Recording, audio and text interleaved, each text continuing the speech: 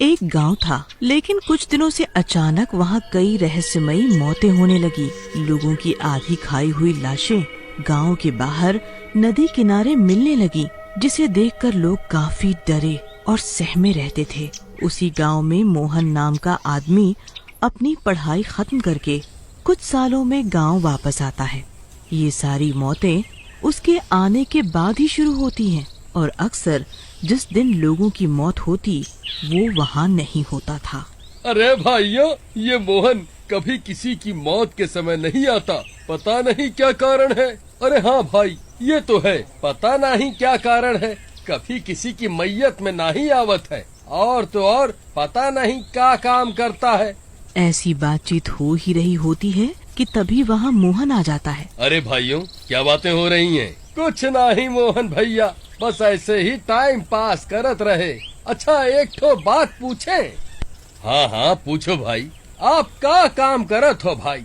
रात में घूमते रहते हो। मैं तो एक सेल्समैन हूँ।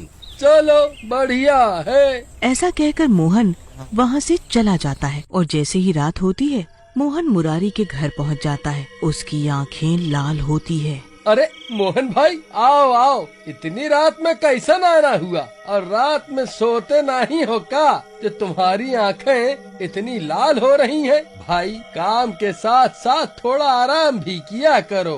अरे भैया, मैंने बोला था ना कि सेल्समैन हूँ और रात में ही निकलता हूँ।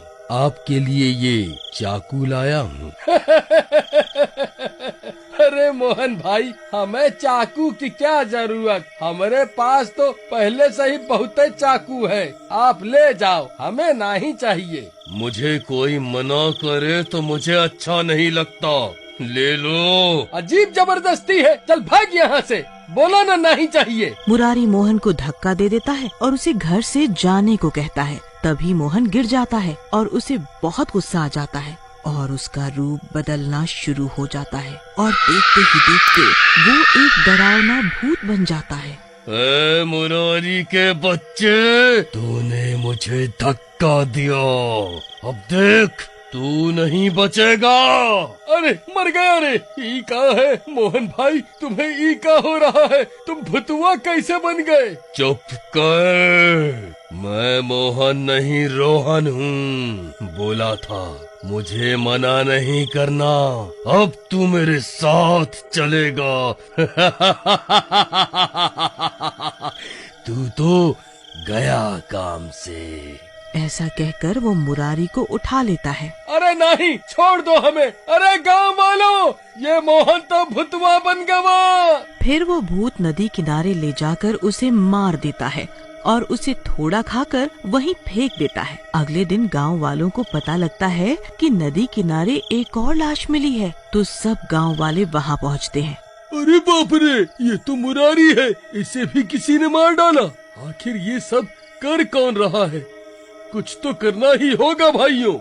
गांव वाले एक योजना बनाते हैं कि आज कोई भी आए घर का दरवाजा नहीं खोलना है।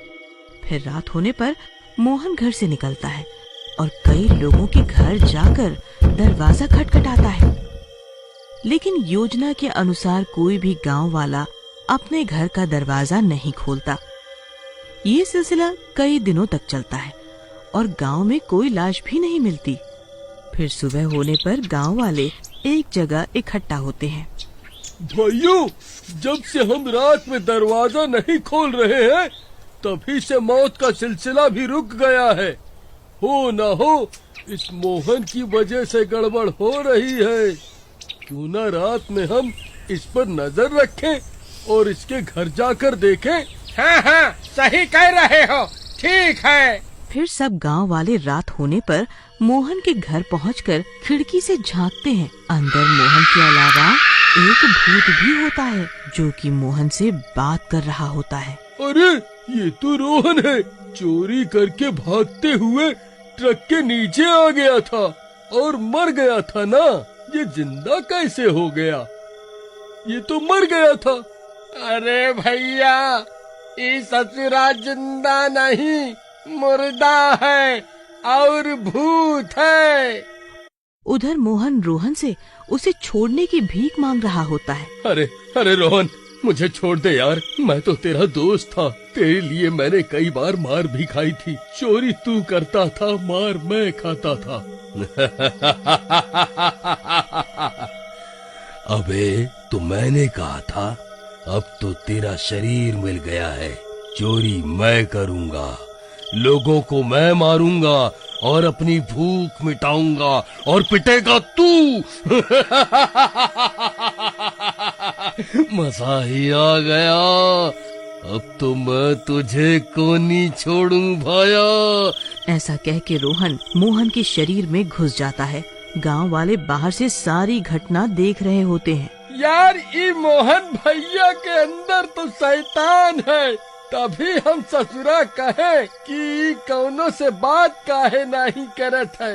अरे भैया सब बात तो ठीक है, लेकिन अब इस शैतान को मोहन भैया के शरीर से बाहर कैसे निकाला जाए और कैसे उन्हें इस प्रेत के चक्कर से आजाद किया जाए। अरे ये चुड़ैल होती तो चोटी काट के जला देते, इसका क्या करें? सुना है हनुमान जी के मंदिर में ले जाके सिंदूर का टीका माथे में लगाने से भूत शरीर छोड़ देता है। रे बाबू सुना तो हम भी है, लेकिन इसको लेकर कौन जाएगा मंदिर तक?